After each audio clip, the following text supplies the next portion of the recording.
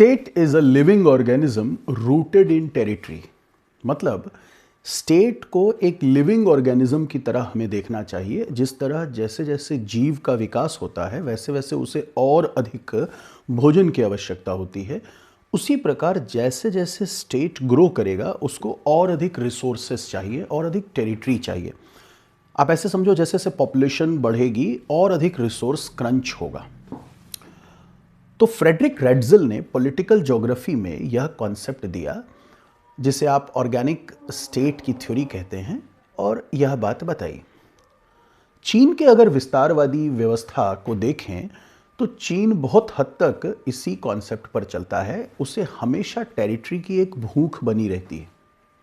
1963 में चीन ने पाकिस्तान के साथ एक अग्रीमेंट किया और उस अग्रीमेंट के बाद ये जो पाकिस्तान ऑक्यूपाइड जो कश्मीर था उसका लगभग 5200 के आसपास 5200 स्क्वायर किलोमीटर का क्षेत्र चीन ने ले लिया पाकिस्तान से। ध्यान रखिएगा, आज भी लगभग 78,000 स्क्वायर किलोमीटर का भारत का भाग पाकिस्तान के पास है और 5,000 के लगभग स्क्वायर किलोमीटर इन्होंने 1963 में चीन को गिफ्ट कर दिया। टाइमिंग पर ध्यान देंगे, 1962 में चीन ने एक भारत के बड़े भाग पर समवेयर अराउंड 38,000 स्क्वायर किलोमीटर पर कब्जा कर लिया था 62 के युद्ध में।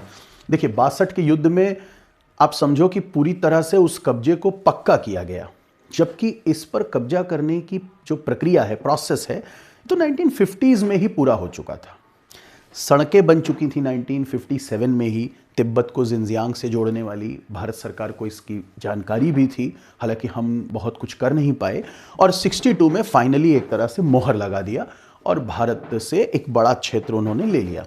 हाँ, ये अलग बात है कि जब कभी नेगोशिएशन होगा, बात स्पष्टता से आएगी, तो ये भी बात सही होगी कि जब हम इंडिपेंडेंट हो रहे हैं तो भारत ने जो ब्रिटेन से, जो ब्रिटिश लीगेसी थी, वहाँ से जो हमने इस सेक्टर में बाउंड्री इनहेरिट की, वहाँ एम्बिग्विटी थी, ये मानना चाहिए। लेकिन उस एम्बिग्विटी को हमने भी बढ़ा दिया। जब हमने 1950 में अपना पहला मैप रिलीज किया तो हमने इस तरफ की बाउंड्री को अनडिफाइंड कर दिया। यहां तक कि जब हम पहला अपना सर्वे ऑफ इंडिया ने मैप रिलीज किया तो इस बाउंड्री को अनडिफाइंड कर दिया और वो लाइन भी नहीं बताई जिसको आज हम जॉनसन लाइन के रूप में बताते हैं। ये जॉनसन लाइन है 1865 की। किसी और दिन इस पर बात करेंगे। बाद में 1899 में एक और लाइन बनती है जिसको हम मैकडॉनल्ड मैककार्टनी लाइन कहते हैं। मैकडॉनल्ड मैककार्टनी लाइन, ये दोनों ही लाइन ब्रिटिश पीरियड में चीन के साथ किसी न किसी लेवल पर एक्सचेंज हुआ था। हालांकि चीन इन दोनों को नहीं मानता है।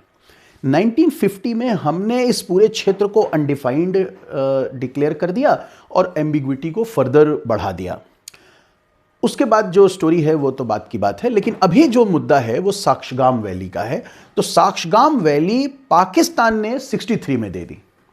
आप ऐसे समझो कि पाकिस्तान इस समय यूएसए के गोद में है, खेल रहा है। ऐसे समझिए पूरा कोल्ड वॉर का डायनेमिक्स चल रहा है और पाकिस्तान यूएस के साइड है।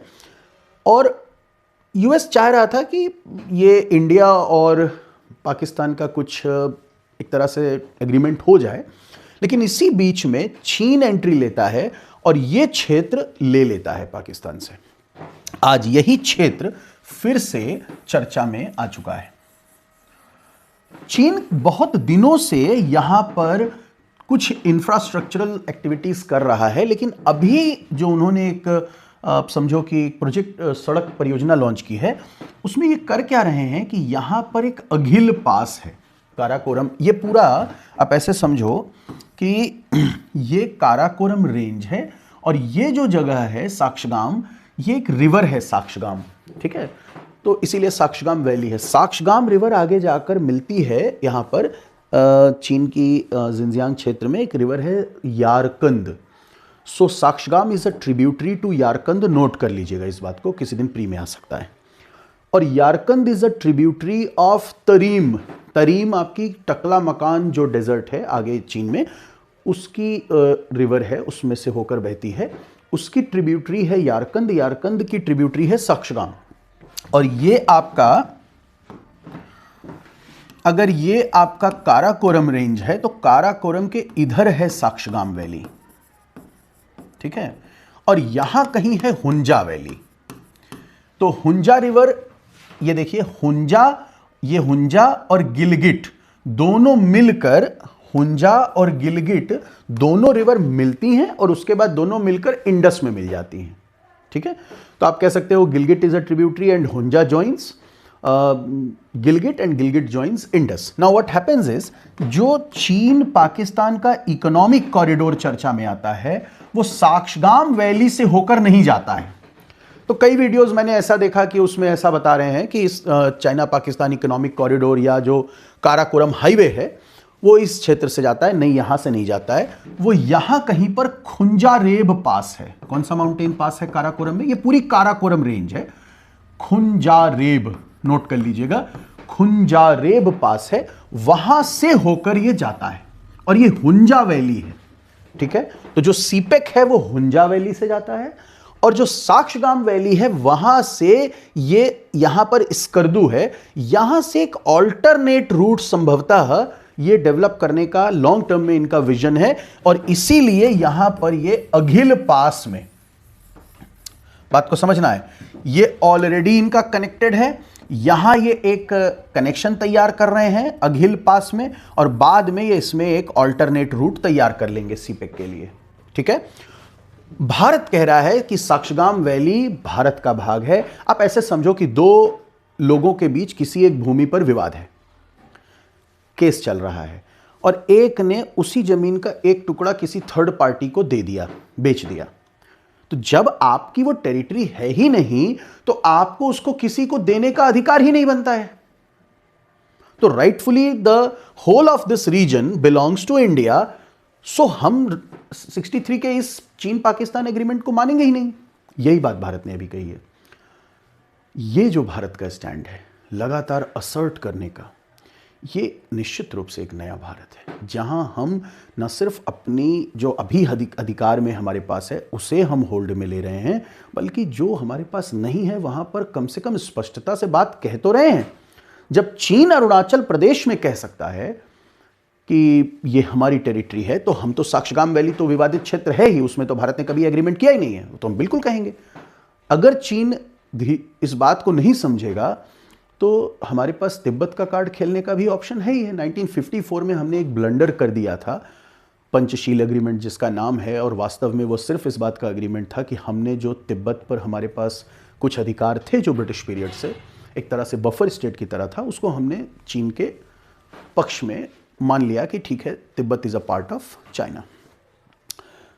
उस अग्रीमेंट के समय भी अगर हम कम से कम ये क्लैरिटी कर लेते कि क्या इस क्षेत्र, इस बाउंड्री को चीन मान रहा है कि नहीं, ये जॉनसन लाइन है, नहीं जॉनसन लाइन मान रहे हैं तो क्या मैकडोनाल्ड मैकार्टनी लाइन पर सहमति बन रही है कि नहीं, मैकमोहन लाइन पर सहमति है कि नहीं, हमने ये कोई क्वेश्चन नहीं उठाया पंचशील में। और एक तरह से बहुत, मतलब क्या शब्द यूज करूं, प्रधानमंत्री रहे हैं भारत के, तो मैं तो नहीं, अपने एक विजनरी लीडर के रूप में भी उनको सब जानते हैं, लेकिन ये पर्टिकुलर एग्रीमेंट इतना अधिक वन साइडेड है कि इसे ब्लंडर कहने के अतिरिक्त कोई और शब्द है नहीं। 1954 का पंचशील एग्रीमेंट, मतलब हमने थाली में परोस के तिब्बत दे दिया और बदले में कोई एक बात भी हम चीन से मनवाने की स्थिति में नहीं थे। ये कुछ उसी तरह की बात है जैसे 1971 में हमने पाकिस्तान को हरा तो दिया, बांग्लादेश एक नया राष्ट्र जन्म तो ले लिया, लेकिन चिकन कॉरिडोर को ही अगर हम थोड़ा सा और वाइड करने के लिए सहमति बना लेते और उस शर्त पर आगे बढ़ते इतना, क्योंकि हमारे ही तो कॉस्ट तो उस वॉर की इंडिया ने बियर की, बदले में इंडिया को वहां भी कुछ नहीं मिला। तो कई बार हम लोगों ने कुछ ब्लंडर किया। 1960 में इंडस वाटर ट्रीटी कुछ इसी प्रकार का ब्लंडर है जो अभी हम लोग थोड़ा सा सही स्टेप तो ले रहे हैं। एनीवेज, सक्शगाम वैली पर ध्यान रखिएगा कि अघिल पास है यहां पर और अघिल पास से ये एक तरह से नया रूट बनाने का लॉन्ग टर्म इनका विजन है और फिलहाल यहां पर ये जो इंफ्रास्ट्रक्चर बना रहे हैं उससे ये वाला पॉइंट इंदिरा कोल है, इंदिरा कोल है, इधर पाकिस्तान ऑक्यूपाइड कश्मीर है, इधर भारत, ये सियाचिन का क्षेत्र ये भारत के कब्जे में है, और इधर चाइना है। तो ये ट्राई जंक्शन कहलाता है इंदिरा कोल। इंदिरा कोल कई जगह बुक्स में ये भी लिखा हुआ है कि ये northern most point of India है, जबकि northern most point of India है, लेकिन वो पॉइंट जहां तक भारत का कंट्रोल है। ऑफिशियली अगर हम लोग देखें तो हम लोगों को अब थोड़ा सा स्टैंड बदलना चाहिए और इस क्षेत्र को नॉर्दर्न मोस्ट पॉइंट के रूप में बोलना स्टार्ट कर देना चाहिए, या इसको इस तरह से कहना चाहिए कि वह उत्तरी बिंदु जहां तक भारत का अधिकार अभी है और भविष्य में हम इस क्षेत्र पर अपना अधिकार करेंगे। यहां पर यह ट्राई जंक्शन है, इधर वाखन कॉरिडोर है अफगानिस्तान का, यह पाकिस्तान ऑक्यूपाइड कश्मीर है जो भारत है एक्चुअल में, और इधर चीन है। तो चीन, भारत और अफगानिस्तान का ये जो वाखन कॉरिडोर है, इसका ट्राई जंक्शन है, इसका नाम है मिनटका पास है, काराकोरम, ये पूरा काराकोरम रेंज है ऐसे समझिए। और काराकोरम रेंज पर एक मैंने अघिल पास बताया, ध्यान रखना है, एक खुंजा रेप बताया जहां से पाकिस्तान और चीन का ये कॉरिडोर जाता है, सीपेक, और एक मिनटका जो ट्राई जंक्शन है, इंडिया, गिलगिट भारत का पार्ट है, वाकन जो अफगानिस्तान का पार्ट है, और चीन के मध्य। ठीक है, तो आई होप कुछ बातें क्लियर होंगी। मुझे लगता है कि यहाँ की पॉलिटिकल ज्योग्राफी इतनी कॉम्प्लिकेटेड है कि एक दो वीडियोस और लगेंगे सारी बातों को क्लैरिफाई करने के लिए। Thank you so much.